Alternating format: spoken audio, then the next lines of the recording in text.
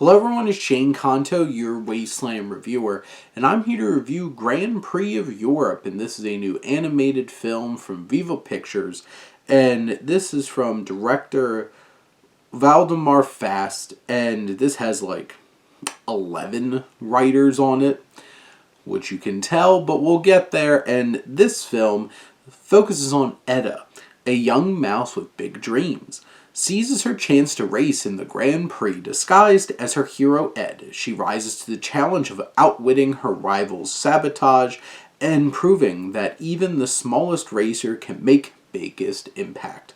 And this film is full of colorful characters. We have Gemma Arterton, who plays Edda, Thomas Brodie-Sangster, who plays Ed. You have Haley Atwell, who runs this whole entire organization, this team, and some other fun voice performances along the way. And from like an animation standpoint, these characters are very cartoony, very cartoonish. The characters don't exactly look like the most interesting or complex compared to a lot of other animated films that you'd see in 2025. I do give credit when it gets these big racing sequences. I think the bigger, broader, scoped animation looks more interesting and engaging and is very vibrant, and it captures some craziness from like giant mechanical squids and all kinds of stuff like that getting in the way in these big races. And all different types of like tundras with giant snowballs coming at them and all of these shenanigans. From like a music standpoint, I think the music does a fine job of keeping up the pace. This film moves pretty quickly and it doesn't waste time very often. It's moving forward. It kind of has that kid pace to it.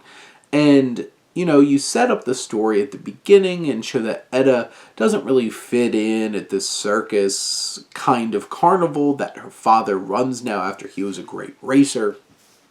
She just wants to be a racer. And she gets the opportunity by disguising as Ed, her hero, because, they're both mice and they can get away with it. And you have this conflict, this challenge between Edda and Ed and his big ego. And there's tension there, and they build and grow through that tension and develop a good relationship. And it's charming, it's nice. It has those good moments. I think there's good heart with Edda and her father and their dynamic as well. There's certainly some silly characters that they throw in there, whether they're back at home or the other racers. You have this dark, ominous, bird as well, Blackbird, who is very creepy, very suspicious, and you're just like, he must be the saboteur, right? And the film has some surprises up its sleeve, but in particular, this film is a pretty straightforward kind of story. It doesn't have a whole lot of big themes. It has good themes about chasing your dreams and never giving up, and, pretty basic ones for a kid's movie, but it's there. There's bits of espionage and sabotage thrown into this film, which is interesting. But, Edda takes this leap because her dad's in trouble and owes money, which was a wild thing. Like at the beginning of this kid's movie, dad's being shaken down, and you're just like, what's going on here?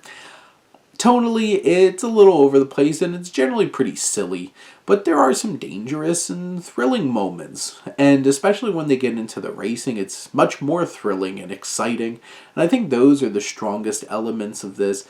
Really gives you that vibe of classic racing kind of games and stuff like that, and, there's enough good to strong voice performances with some of these characters and some fun character work to breathe some life in it as well.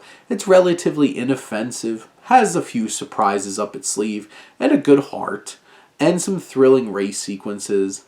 Not enough to really make this a great film, but it's a fine one.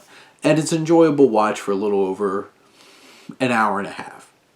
But those are my thoughts on Grand Prix of Europe. Let me know what you think and let's talk some movies. But thank you as always for tuning in and supporting your Wasteland reviewer.